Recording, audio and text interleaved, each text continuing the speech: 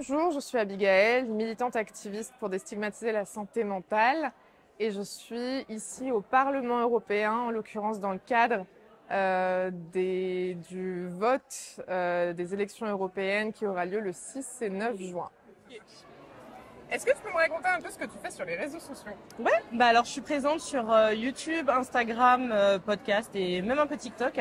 Je suis un peu une militante, je suis un humain avec une grande bouche. J'aime beaucoup parler de ce qui dérange, donc suivi de société d'actualité. Ouais. Et beaucoup de militantisme féministe et antiraciste. Voilà.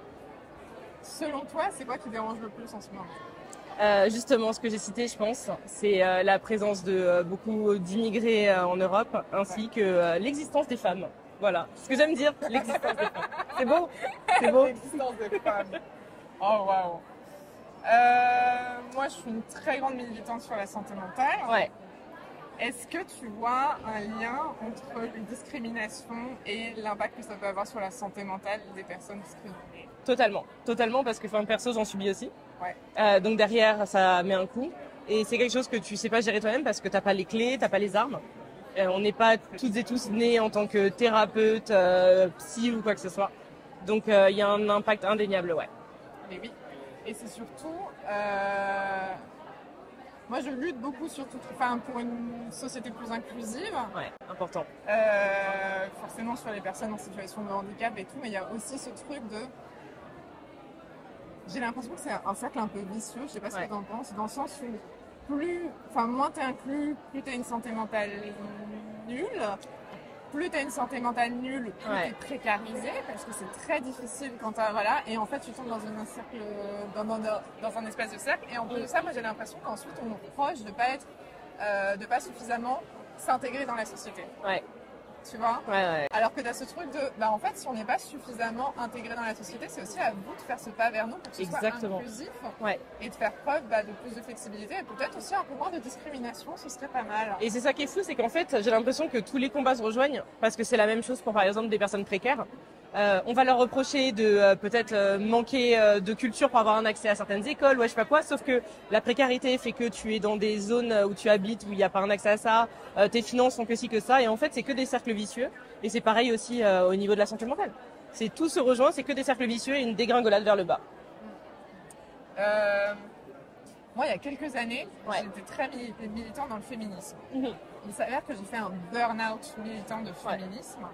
Est-ce que ça, toi, en tant que personne qui lutte pour les causes sociales, est-ce qu'à un moment tu sens que tu as un espèce d'épuisant ou de frôler un peu le burn-out, de beaucoup lutter et que ça te coûte aussi émotionnellement? Ça coûte énormément. Et j'aimerais bien justement qu'il y ait plus de personnes comme toi qui en parlent. Parce que je trouve que dans les partis, dans les mouvements, dans les assos, on n'en parle pas. On se donne, on va aux manifs, on fait des collages, on fait des actions, mais on parle pas du coup que ça peut avoir sur ta propre santé mentale, sur ton épuisement général, physique, psychologique, et où en fait, petit à petit, t'es pas en train de t'éteindre non plus, mais t'es en train de te vider humainement, et c'est ouais, et il y a eu plusieurs fois où, surtout sur des périodes très charnières, où je me retrouvais à me dire après 2 semaines où tous les 2 jours il s'est passé quelque chose, là j'ai plus d'énergie. Et c'est horrible parce que t'as plus d'énergie pour toi, t'as plus d'énergie pour les autres, tu te sens coupable, et ouais, c'est dur. Et tout à l'heure, on en discutait aussi de, là, ça fait 3 jours qu'on est au Parlement européen, etc. Et en fait, la fatigue en termes d'interaction sociale, fatigue psychique, ou genre, tu vois, moi, on a fait 2 nuits ici, les 2 nuits, j'étais complètement KO. Ou quand les autres activistes me disent, ça vous dit, on va aller boire un verre ce soir et tout, moi j'étais, oh là là! Oui, mais non! C'est la force, mais là, tu te rends pas compte, je vais mettre une semaine à m'en remettre. Vous voyez, ma tête et l'oreiller, c'est comme ça que ça se passe. Mais en fait, parce que ça, c'est vraiment une frustration que je commence à avoir de plus en plus. C'est-à-dire, moi, en tant qu'activiste sur la santé mentale, on me demande de déstigmatiser la santé mentale, les tabous, c'est super tabou et tout. Je viens, je fais de la sensibilisation, et le soir, j'arrive dans ma chambre d'hôtel, et ma santé mentale est complètement bête, quoi. Voilà. Et je te dis, mais vous voyez un peu le problème que ça pose Sauf que si tu le fais pas, qui est-ce qui va le faire? C'est obligatoirement une autre personne comme toi, qui elle aussi sera à bout, et en fait, le problème, il est sans fin. Ouais, non, mais moi, j'ai l'impression que quand on s'engage, il y a un peu une notion de sacrifice. Oui, totalement. Et pareil, moi je trouve que ce serait trop bien qu'on ait des personnes en situation de handicap qui soient beaucoup plus politisées. Mais pourquoi il n'y en a pas? Mais parce que c'est un tel sacrifice. Bien sûr. Bien sûr. Et il faudrait tellement qu'ils prennent conscience du fait que en fait ça a besoin d'être véritablement inclusif pour pouvoir porter ces voix-là. Et c'est pour ça que qu'il faut encourager les gens qui parlent. Parce que c'est coûteux. Très coûteux. Dans tous les termes possibles, tous les sens là. Mais oui. Parce que si quand on parle en plus de ça, on n'est pas écouté, t'es là, mais attendez. Donc je me donne, mais pour pas grand-chose. C'est ça. Là, mais juste être là, parler. Moi, je vais mettre je sais pas combien de temps pour réussir à me mettre ce truc-là. Et au lieu de ça, je viens et vous m'écoutez pas. T'es là, mais what? Le respect de ma personne dans tout ça. Le respect de ma personne dans tout ça. Mais c'est vrai qu'il y a un vrai truc sur le burn-out militant. Il faudrait en parler beaucoup plus parce que c'est laissé de côté. En fait, dans tous les cas, on sait très bien que dans la société, la santé mentale et en prendre soin, c'est laissé de côté. Mais c'est assez fou que dans le militantisme, alors qu'on est chez des personnes qui, je trouve, sont beaucoup plus open à la base, ce soit quand même, voilà. Genre, on n'en parle pas trop. On parle pas du fait qu'il y en a, on ne les voit plus devant dans les manifs parce que ils ne peuvent plus. Ils ne peuvent plus parce que ça en demande trop, en fait. Bon. Je sais pas trop dans quel terrain je m'engage, mais j'aimerais vraiment te poser la question. Ouais. Sur les questions de féminisme et de patriarcat. Ouais. Moi, j'ai l'impression, et c'est une théorie, je sais pas ce que j'avance. Pas de souci, pas de souci. J'ai l'impression que il y a une charge très forte qui pèse sur les victimes. Ouais. Dans le sens où, quand on est victime de violence, on a va appeler tel numéro, etc. Et c'est à toi de te prendre en charge, d'aller faire des suivis psy, etc. Un jour, en faisant mes recherches, j'ai découvert qu'il y avait un numéro de téléphone pour les agresseurs, pour les gens qui commettent des violences. Ok. En fait, il y a un numéro intéressant qui existe en mode... ils ont un super slogan que je me souviens plus, mais c'était en gros avant de frapper, appeler. Enfin, genre un truc comme ça. Mais ça pose quand même une question parce que... Pourquoi tout le monde connaît le numéro une fois que c'est trop tard et en plus de ça, c'est à la victime de se prendre en charge. Et pourquoi personne connaît le numéro Non mais la preuve en est, je ne savais pas que ça existait. Ou genre, avant de frapper, appeler. Et pourquoi? En fait, c'est juste, moi j'aimerais bien qu'on déplace ce truc-là en mode... bien évidemment qu'il faut encourager la parole des personnes c'est trop bien, mais j'aimerais bien aussi qu'il y ait le même engagement sur, vous savez quoi, on a un problème de violence. On a un vrai problème de violence masculine, on a un vrai problème de patriarcat et on va mettre des dispositifs de prévention. Bien sûr. Et moi je le rattache aussi à la santé mentale dans le sens où c'est statistiquement, il y a beaucoup plus de femmes qui se font diagnostiquer que d'hommes parce que les hommes ne vont pas faire des suivis, psy, etc. Et moi, j'ai l'impression que la question du féminisme, en vrai, je la rattache aussi un peu à la santé mentale. Bien sûr. Si c'était beaucoup moins tabou, beaucoup plus décomplexé pour les hommes d'aller chez le psy, d'aller consulter, d'aller parler. Il y a plein d'autres choses qui derrière seraient débloquées. Exactement. Et c'est juste, moi, j'ai l'impression qu'on agit, mais trop tard. Oui, toujours. On trouve les solutions pour l'après. Et sauf que ce serait bien que justement on trouve des solutions pour qu'il n'y ait pas le pendant ni l'après. Il faut qu'on s'arrête au moment où... et c'est dingue. J'atterris là en 2024, j'apprends qu'il y a une hotline comme ça. Non mais je suis choquée parce que d'un côté c'est super bien. Parce qu'à mon avis, il y en a énormément qui frappent des murs. On sait très bien, ça arrive souvent, des hommes qui frappent des murs, qui cassent des trucs. Et qui un jour se sont retenus en fait de mettre un coup, mais ne sont pas au courant que je peux en parler à quelqu'un. Et je pense que c'est des hommes, s'ils étaient au courant qu'il y avait un truc qui était mis en place et qu'ils peuvent au moins en discuter, après on les redirige vers des spécialistes. Mais oui, genre, ce numéro de téléphone-là, vraiment, moi je crois que j'ai découvert ça de façon hyper random. Genre, je devais être en HP dans un hôpital et tout. Et t'as vu un sticker se poser quelque part, c'est... J'ai vu un truc de genre, attention, vous allez penser que vous allez avant que ce soit trop tard. Appeler, tu vois. C'est fou. Et j'étais en mode, mais il y a un numéro pour les agresseurs, pour les hommes violents.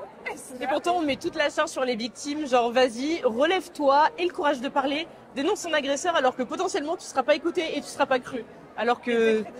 Exactement. Et ça va avoir un impact sur ta santé mentale. Des états dépressifs, des absences au travail, c'est... Ouais. C'est fou, hein. Mais en tout cas, maintenant, je le sais. Ouais, et si tu veux, je pourrais te le passer carrément. Mais il y a des dispositifs et ce serait bien, voilà. Et moi, je rattache tout à la santé. Après, tu sais, des fois, je me dis, est-ce que c'est parce que je suis matrixée par la santé mentale que du coup, j'ai l'impression que le travail, c'est la santé mentale, féminisme, c'est un problème de santé mentale et de prise en charge et de tes... En soi-même, ça touche à tout, la santé mentale. Ça touche à la famille, le couple, être parent, la relation avec ton corps, tout et n'importe quoi. Bien sûr, tout et n'importe quoi touche à la santé mentale. Tout, c'est juste qu'en fait, on a mis un énorme tabou là-dessus, parce que ne parlez pas de vos problèmes. Gérez-les tout seul et ne dites pas aux gens que vous consultez. Gérez ça tout seul et puis voilà. Et encore une fois, on pense que c'est un problème individuel alors que c'est 100% c'est hyper généré, ouais. Et tu vois, c'est pareil, les personnes qui sont discriminées, on pense que c'est que leur problème de trucs de discriminés et on ne remet pas en question. C'est sociétal en fait. Ouais, mais totalement. Et c'est... Enfin bon, bref. Et en fait, ce qui me frustre, c'est que là, tu vois, donc aujourd'hui, on est au Parlement européen. Ouais. On parle du fait d'aller voter, des partis politiques, etc. Moi, j'ai l'impression que dans les programmes de partis politiques, il y a la question des femmes qui est abordée, il y a la question de l'immigration qui est abordée, il y a la question écologique qui est abordée. Et la santé mentale, la psychiatrie. Il y a eu un seul parti, quand on est allés tous les voir, qui nous a parlé du bien-être au travail. Mais on s'est arrêté à là quand même. C'est bien, c'est un début, mais c'est tout. Ouais. Pas plus. C'est-à-dire que la prise de conscience sur ces questions-là, en fait, il va falloir attendre un politicien ou une politicienne qui est passé par un burn-out, par une dépression profonde, ils en font, c'est ça le pire, mais qui va oser en parler. Qui va oser en parler parce qu'ils ne le disent pas. Parce que bon, ils prennent 2 semaines de vacances, ils ne vont pas en hôpital psychiatrique. Parce que ça les décrédibilise. Exactement. Et moi, j'ai vu cette honte dans les hôpitaux psychiatriques. C'est dingue, hein. Ouais. En fait, tu vas pas prendre l'arrêt maladie pour que les gens ils ne sachent pas et tu vas prendre un congé vacances et tout. Et il y a une honte énorme et un tabou énorme. Et en plus de ça, les politiques sont eux-mêmes touchés par ces problèmes de santé mentale. Ils ont une santé mentale de nuise, les politiques. Genre, faire de la politique, ça te ruine. Ah non, mais ça te ruine. Donc je sais pas ce qu'il faudrait pour qu'il y ait cette prise de conscience collective, tu vois. Genre moi je suis là, je lance des alertes de tous les côtés. Écoutez-moi, s'il vous plaît. Mais en vrai c'est comme ça que ça commence. Tu vois. C'est comme ça que ça commence. Parce que c'est sûr que tu as débloqué la parole chez tellement de personnes derrière. C'est une première étape. Le problème c'est que j'ai peur que nous on soit plus là pour voir le changement. Oh non. Ça m'énerverait. Ça m'énerverait qu'en fait on se donne, on parle autant et qu'on ne voit pas le changement. Mais c'est ce que je sens. Mais on aura des prémices. Touche du bois, croise les doigts, on aura des prémices au moins. Moi, j'ai quand même bon espoir sur les prochaines générations. Oui. La Gen Z, là, moi, je mise tout sur elle. Hein, elle va changer le monde. Peu importe l'argent que tu me proposes, si ça va me détruire psychiquement, en fait, mais ça, c'est pas vraiment une histoire personnelle. J'ai bossé trop dur pour être là où je suis, tu vois. Je retourne pas à la case départ, c'est mort. Et ça vaut pas... Enfin, tu vois... J'ai l'impression qu'on est quand même de plus en plus nombreux à favoriser notre épanouissement et notre bonheur plutôt que le reste. Des gens qui quittent leur taf alors qu'ils avaient un super bon poste, très bien payé, une bonne place dans la société, qui quittent leur taf pour aller faire un truc qui leur plaît. Des femmes qui refusent la maternité parce qu'elles ne veulent pas se forcer à quelque chose et elles veulent être bien dans leur tête. On a tellement des hommes comme ça fait du bien. Ça fait juste du bien. Ouais. Mais ça va changer. La Gen Z, on parie sur eux. Hein. De toute manière, on est obligé. Tu as commencé ton activisme sur ces questions-là, sur le féminisme et sur les discriminations raciales. Quand j'étais au lycée. Parce que il y a longtemps, j'ai eu la malchance d'être que dans de l'enseignement privé catholique où j'étais la personne la plus foncée dans toutes mes classes. Même dans tout le lycée, avec mes frères, c'était nous, et uniquement nous. Donc les questions de discrimination, j'y étais confrontée en vrai dès la classe de 6e. Des blagues tout le temps, des sous-entendus, même de la part de tes potes qui en fait normalisent ça. Et très vite aussi les remarques du côté du sexisme. Donc ma mère m'a toujours dit de respecter autrui jusqu'au jour où on te manque de respect. Et le jour où on te manque de respect, tu réponds. Et sauf que j'ai commencé à répondre et c'était tout le temps sexisme et discrimination. Voilà. Donc ça a commencé dès le lycée, ce qui est à mon sens beaucoup trop tôt. Vraiment trop tôt. Est-ce que tu as eu l'impression que répondre, ça a eu un effet, un impact? Oui, c'est pour ça que je continue à le faire aujourd'hui parce que justement, il y en a qui ont arrêté d'avoir ces comportements et qui ont compris la problématique derrière certains types de remarques en fait. Ouais. Donc c'est pour ça que je n'arrête pas, même si on se confronte mais à tellement de murs, à des gens d'une bassesse intellectuelle pas possible, mais il y en a qui écoutent, et il y en a qui comprennent, et il y en a qui changent. Donc c'est pour ça que je continue. Ok. Et selon toi, ce serait quoi les... Ok, j'ai une baguette magique, Ouais. un monde genre idéaliste parfait. Ce serait quoi les trucs là comme ça qui te viennent qu'il faudrait mettre en place? Oh my god. my God.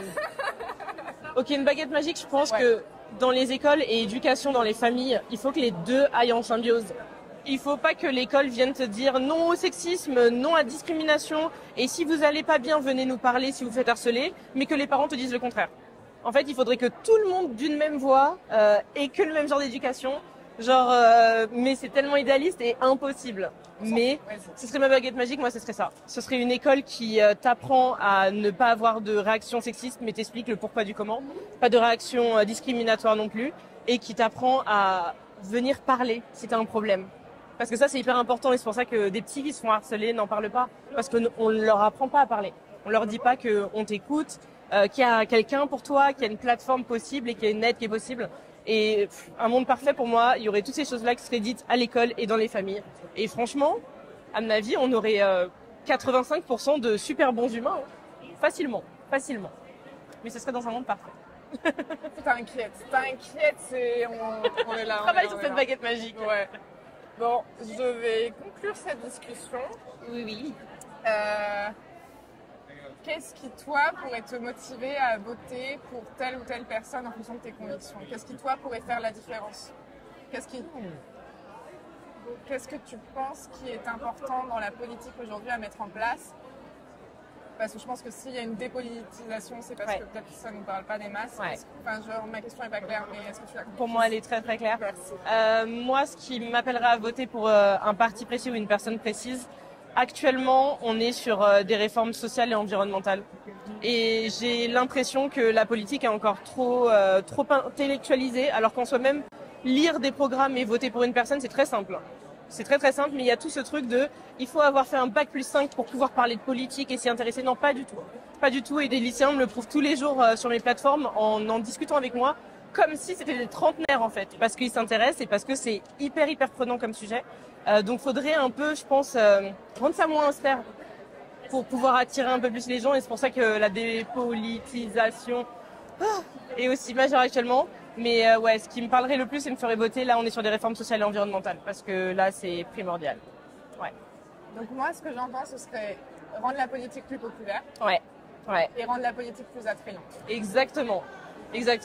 Sans toutefois en faire du marketing, mais juste plus attrayant déjà. Ouais, plus attrayant, plus accessible, et que ce soit pas un truc réservé aux élitistes qui ont fait je sais pas combien d'années Exactement. d'études, et qu'on se dise moi j'ai pas le bagage pour comprendre ça, donc tout de suite je me mets en retrait, je me dis que c'est pas pour moi. Tout à fait ça.